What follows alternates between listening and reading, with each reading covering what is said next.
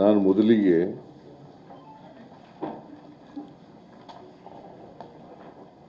ಇವರು ಯಾರು micro finance ನಡೆಸ್ತಾರೆ ಅವರ ಅಸೋಸಿಯೇಷನ್ ಇದೆಯಲ್ಲ, ಅಸೋಸಿಯೇಷನ್ನ ಅಧ್ಯಕ್ಷರು ಅವರಿಂದ ಅಭಿಪ್ರಾಯವನ್ನು ಕೇಳಿದ್ದೀವಿ. ಜೊತೆಗೆ ರಿಸರ್ವ್ ಬ್ಯಾಂಕ್ ಆಫ್ ಇಂಡಿಯಾ ಇದರ ರೀಜನಲ್ ಆಫೀಸರು ಅವರ ಅಭಿಪ್ರಾಯ ಕೇಳಿದ್ದೀವಿ. ಇವರ ಅಭಿಪ್ರಾಯ ಕೇಳಿದ ಮೇಲೆ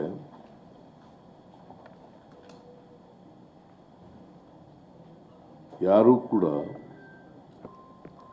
ಸಾಲ ಕೊಡಬೇಡಿ ಅಂತ ನಾವು ಹೇಳಲ್ಲ, ವಸೂಲು ಮಾಡಬೇಡಿ ಅಂತ ಹೇಳಲ್ಲ. ಆದರೆ ವಸೂಲು ಮಾಡುವಾಗ ಕಿರುಕುಳ ಕೊಡಬಾರ್ದು, ಯಾರಿಗೂ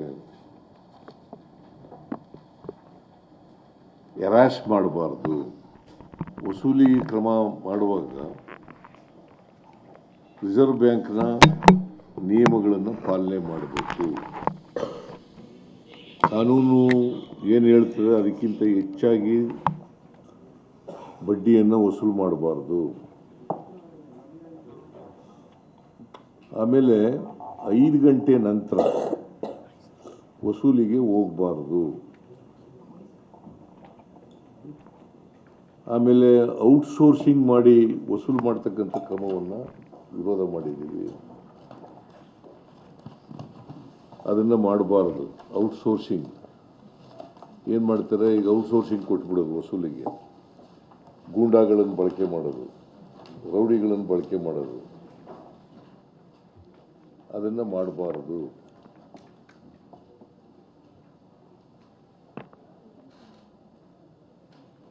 ಈ ನಿಯಮಗಳನ್ನು ಯಾರು ಉಲ್ಲಂಘನೆ ಮಾಡ್ತಾರೆ ಅವ್ರ ಮೇಲೆ ಸರ್ಕಾರ ಕಠಿಣವಾದಂಥ ಕ್ರಮ ತಗೊಳ್ತದೆ.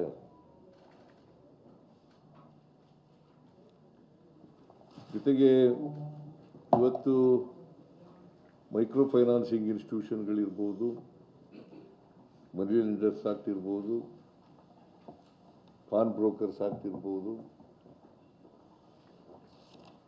ಅಥವಾ ಎಕ್ಸಾರ್ಬಿಟೆಂಟ್ ಇಂಟ್ರೆಸ್ಟ್ ವಸೂಲು ಮಾಡ್ತಕ್ಕಂಥ ಕಾನೂನು ಇರ್ಬೋದು. ಈ ಕಾನೂನುಗಳನ್ನು ಉಲ್ಲಂಘನೆ ಮಾಡಿದ್ರೆ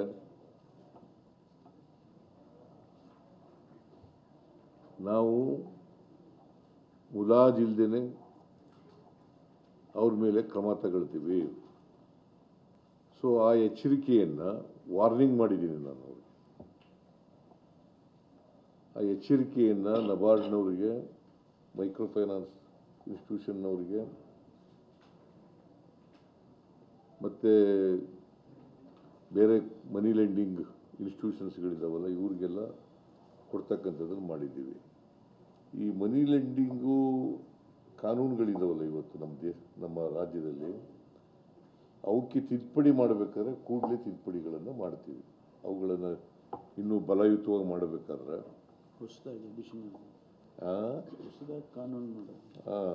ಮಾಡ್ತೀವಿ.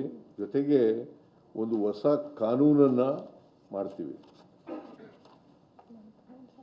ಮತ್ತು ಲೈಸೆನ್ಸ್ ಇಲ್ಲದೇನೆ ಯಾರೂ ಕೂಡ ಮನಿ ಲೆಂಡಿಂಗ್ ಮಾಡಕೂಡದು.